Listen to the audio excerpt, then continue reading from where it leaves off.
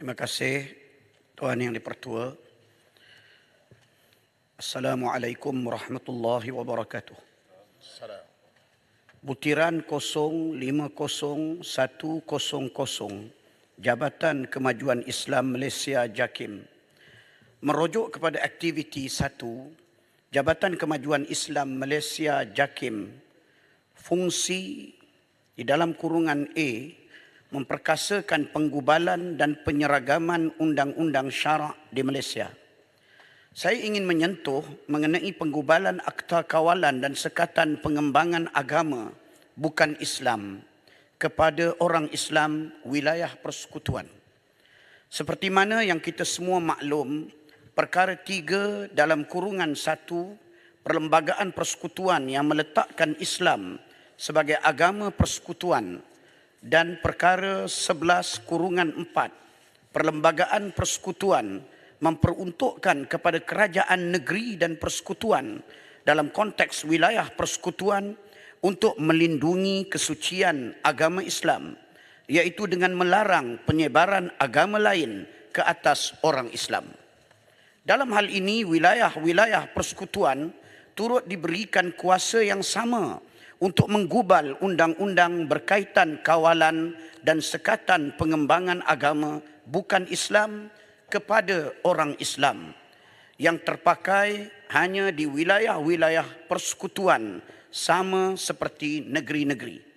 Jika ada pihak yang mendakwa bahawa penggubalan akta ini akan menyekat kebebasan beragama untuk penganut agama lain, kita kena sedar bahawa kawalan dan sekatan penyebaran agama bukan Islam berdasarkan perkara 11 dalam kurungan 4 yang menjadi punca kuasa RUU ini nanti hanya dihadkan kepada orang Islam sahaja, bukan kepada sesama penganut-penganut agama lain.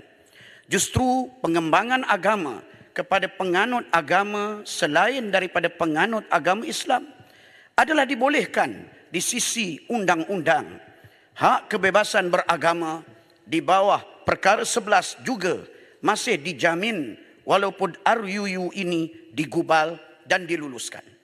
Dalam hal ini sebanyak 10 negeri di Malaysia telah pun meluluskan enactment berkaitan kawalan dan sekatan pengembangan agama bukan Islam kepada orang Islam sejak tahun 1980-an lagi.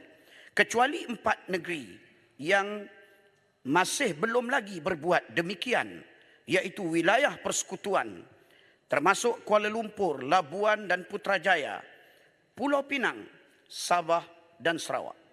Soalan saya yang pertama, adakah kerajaan akan menyegerakan pembentangan akta kawalan ini?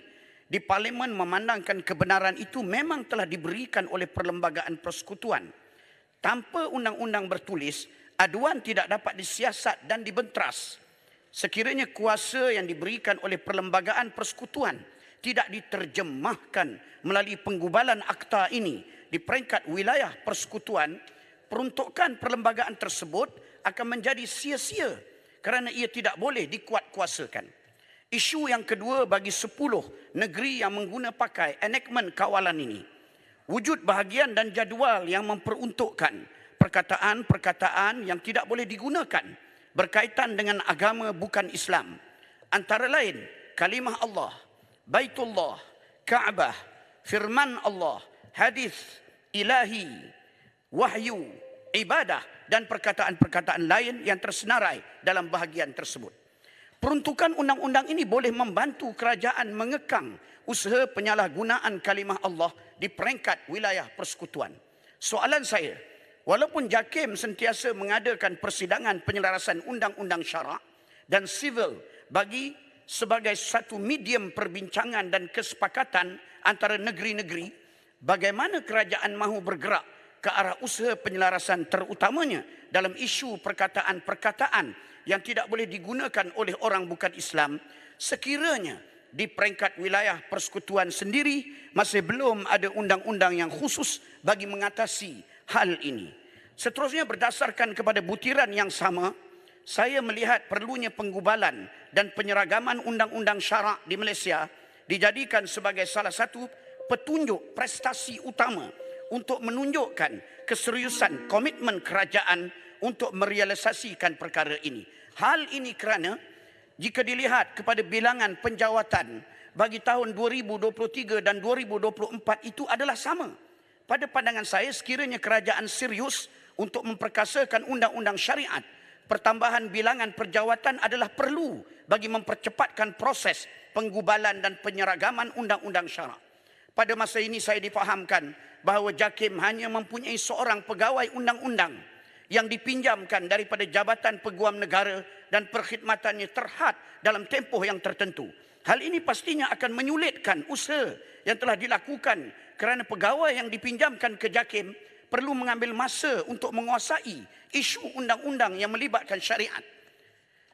Sudah tiba masanya agar JAKIM mempunyai pegawai undang-undangnya sendiri secara lantikan tetap dan turut menambah bilangan pegawai yang akan menguruskan usaha pemerkasaan syariat di peringkat JAKIM. Soalan saya, adakah kerajaan bersedia untuk menambah bilangan penjawatan untuk pegawai undang-undang di JAKIM? Sekian, terima kasih yang diperhatikan.